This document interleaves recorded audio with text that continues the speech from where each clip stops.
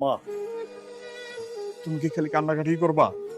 কানতে কানতে আমার যাওয়ার রাস্তা তো কাদা করে ফেলাইবা।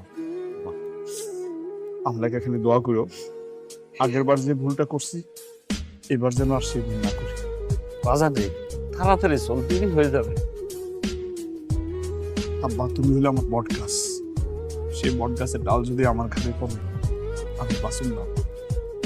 তোমার কাছে আমার একটাই অনুরোধ, আমার আমার ছায়া হয়ে তুমি থেকো। বাজার রে, ও না, আমি দোকানে ছোটে ভুলেই গেছিলাম।